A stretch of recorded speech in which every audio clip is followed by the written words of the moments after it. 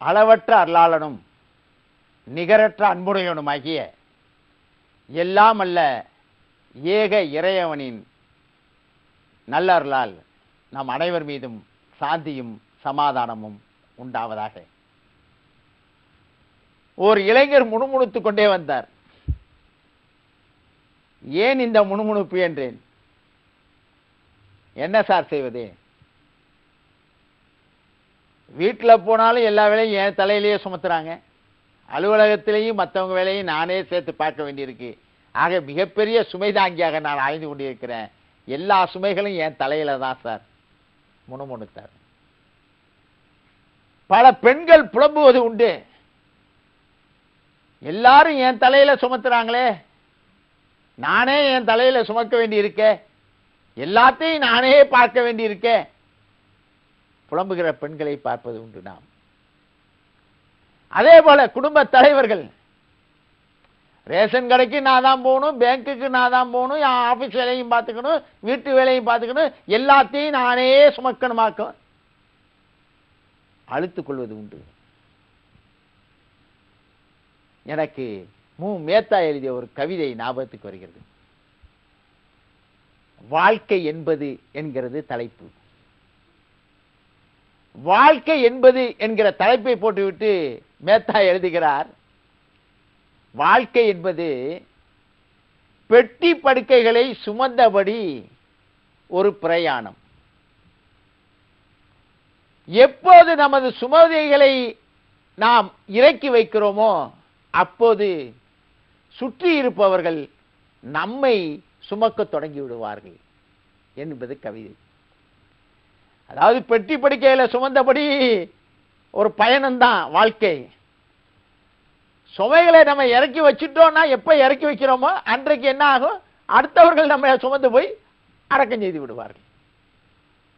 ஆக சாகும் வரை சுமக்க வேண்டியதுதான் மனித நியதி. கலீல் ஜிப்ரான் மிக அற்புதமான லெபனான் நாட்டு கவிஞர், பெரிய தத்துவ ஞானி, அற்புதமான தன்னுடைய படைப்புகளினாலே அழியா புகழ் பெற்று இன்றைக்கு நிலைத்து நிற்பவர். கலீல் ஜிப்ரான் சொல்லுவார், மனிதனுடைய பெருமை எதை அடைந்தான் என்பதில், எதை அடைய நினைத்தான் என்பதிலே இருக்கிறது என்பார். மனிதனுடைய பெருமை எதை அடைந்தான் என்பதிலே இல்லை, எதை அடைய நினைத்தான் என்பதிலே தான் இருக்கிறது என்பார். ஆக இந்த சுமை என்று சொல்லுகிறோமே, இதை நீங்கள் சுமையாக நினைக்கிற வரைக்கும் உங்களுக்கு துன்பம், உங்களுக்கு அலுப்பு, உங்களுக்கு துயரம், உங்களுக்கு துக்கம், உங்களுக்கு பெரும்பாரம். இந்த சுமையை சுகமாக நீங்கள் ஆக்கிக் கொள்கிற பொழுதுதான் வெற்றி இருக்கிறது. அதுவும் அடுத்தவர்களுக்காக, நமக்காக அல்ல, அடுத்தவர்களுக்காக, அடுத்தவர்களுடைய நலனுக்காக, நன்மைக்காக நாம் சுமக்கிறோம் என்கிற பொழுது அதில் ஒரு சுகம் இருக்கிறது.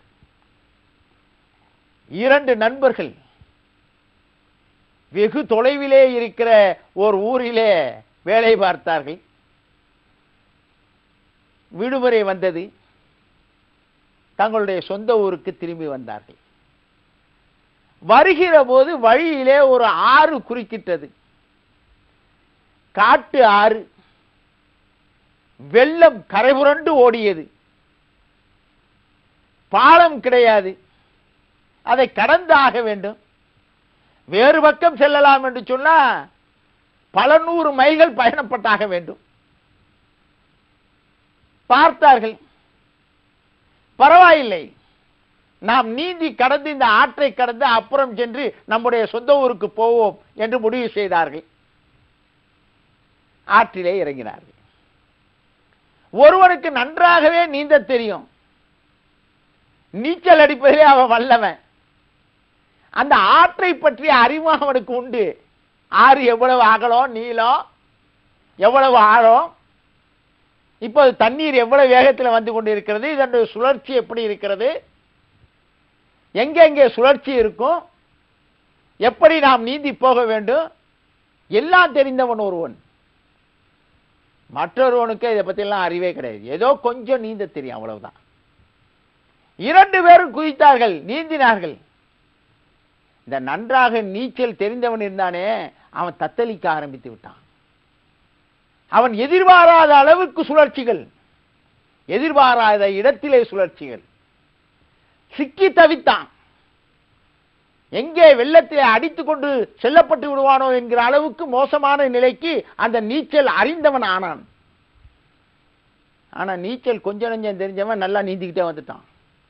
வந்ததோடு மட்டுமல்ல, மூழ்கி ஆற்றோடு போக இருந்த தன்னுடைய நண்பனையும், நன்றாக நீந்த தெரிந்த அந்த நண்பனையும் பிடித்து இழுத்து கொண்டு வந்து கரை சேர்த்து விட்டான். கரை சேர்ந்த பிறகு இந்த நண்பன் கேட்டான், நன்றாக நீச்சல் தெரிந்த எனக்கு, இந்த ஆற்றினுடைய போக்கு தெரிந்த எனக்கு, இந்த வெள்ளத்தினுடைய வேகம் தெரிந்த எனக்கு, இந்த சுழற்சிகள் தெரிந்த எனக்கு இப்படிப்பட்ட ஒரு நிலை வந்து விட்டதே, என்னாலேயே முடியவில்லையே, உனக்கு எப்படி முடிந்தது? உனக்கு எப்படி முடிந்தது? நீ மட்டும் கரை சேரவில்லை, ஆற்றோடு போக இருந்த என்னையும் அல்லவா கரை சேர்த்து விட்டாய், எப்படி எப்படி என்று ஆதங்கத்தோடு கேட்டான். அப்போது கொஞ்சம் நீந்த தெரிந்தவன் அவன் சொன்னான், எல்லாத்துக்கும் காரணம் நான் இடுப்புல கட்டி இருக்கிற பெல்ட் தான். என்ன, இடுப்புல இருக்கிற பெல்ட்டா? பெல்ட்டா உன்னை இந்த அளவுக்கு உந்தி தள்ளியது? ஆமா, என்னை கரையை நோக்கி உந்தி தள்ளியதே என்னுடைய பெல்ட் தான்.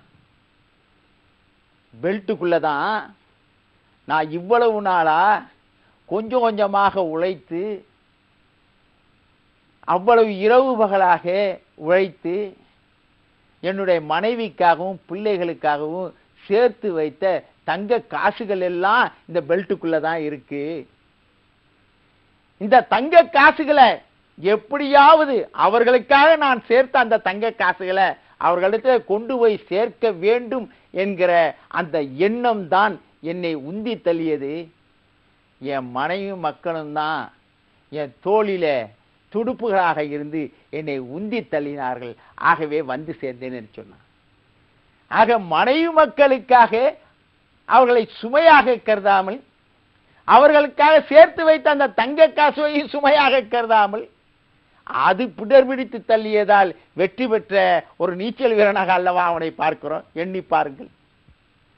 ஆகவே அடுத்தவர்களுக்காக, அடுத்தவர்களுடைய வாழ்க்கைக்காக, அவர்களுடைய வாழ்வு ஆதாரத்திற்காக, அவர்களுடைய முன்னேற்றத்திற்காக நாம் சில கடமைகளை, சில பொறுப்புகளை ஏற்று செயல்படுகிறோமே, அது சுமை அல்ல, சுகம்.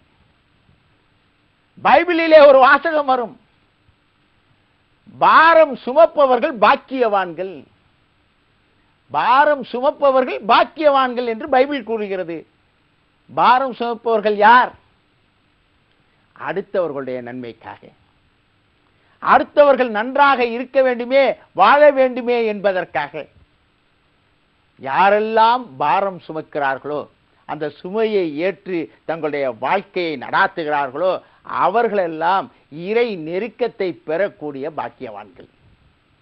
அவ்வாறு பைபிள் சொல்லும். ஆகவே என்னருமே இளைஞர்களே, நான் உண்டு, என் மனைவி உண்டு, என் பிள்ளைகள் உண்டு என்கிற அளவிலே சின்னஞ்சிறு கடுகு போல உள்ளம் கொண்டு வாழ்க்கையை நீங்கள் சுருக்கிக் கொள்வீர்களே, ஆனால் அதிலே சிறப்பு இல்லை, அதிலே பெருமை இல்லை, அதிலே புகழ் இல்லை, அதிலே இறை நெருக்கம் இல்லை, இறை பொருத்தம் இல்லை. இளைஞர்களே, உங்களை மட்டுமல்லாமல், உங்கள் குடும்பத்தை மட்டுமே அல்லாமல், சுற்றத்தாரை, நண்பர்களை, சமுதாயத்தாரை, சமூகத்தாரை அனைவரையுமே வாழ வைக்கிற அளவிற்கு உங்களுடைய பொறுப்புகளை, கடமைகளை நீங்கள் ஏற்று நடப்பீர்களேயானால், சுமையாக கருதாமல் அவற்றை சுகமாக கருதி செம்மைப்பட செயலாற்றுவீர்களேயானால், என் அருமை இளைஞர்களே, இந்த உலகமே உங்கள் கையில் தான். என்ன நேயர்களே, இன்றைய தேன்கொடை நிகழ்ச்சியில் இடம்பெற்ற எல்லா பகுதிகளுமே உங்களுக்கு மிகவும் பயனுள்ளதாக இருந்திருக்கும் நினைக்கிறேன். மீண்டும் அடுத்த நிகழ்ச்சியில் நான் உங்களை சந்திக்கிறேன். அதுவரை உங்களிடம் இருந்து விடைபெறும்